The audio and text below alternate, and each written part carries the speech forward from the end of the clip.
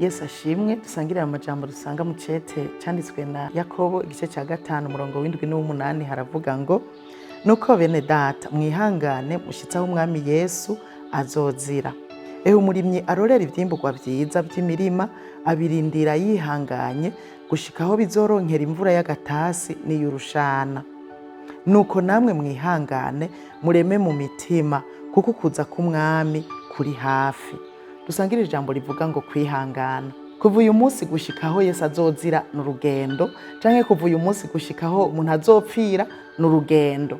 Uru rugendo rero hakorekamwe ibintu vyinshi bibabaje, biruhije, ingorane zitandukanye, ariko bisaba ko umuntu ategerezwa kwihangana. Aratanze akarorero Yakobo k'umurimyi arorera ivyimburwa vyiza vy'imirima yihanganye.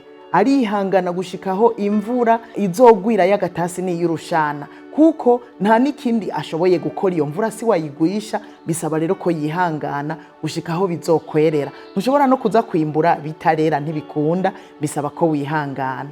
Aravuga ngo nuko rero namwe mwihangane mureme mu mitima ko ibibabaje tugenda turahura navyo muri uru rugendo. Twihangane kandi twongere tureme mu mitima, kandi twibuka ngo ukuza k'umwami wacu kuri hafi.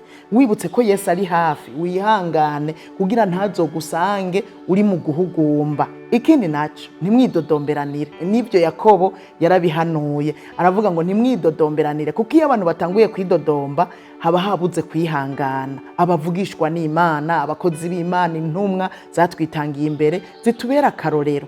Abo barahamwe, baragize ibibazo, baragize ingorane, kandi bariko bazira izina rya Kristo, ariko barihanganye mpaka baragira iherezo ryiza. Aba rero batubera akarorero natwe dushobore kwihangana. Ikindi naco utokwibagira, burya uwihanganye bamwita umuhirwe. Kandi wirinde guhemuka. Abarundi barayamaze ngo uheza guhemuka ibigori bikera. Bisigura ko ushobora guhemuka ako kanya urupfu rukaza canke Yesu akagaruka.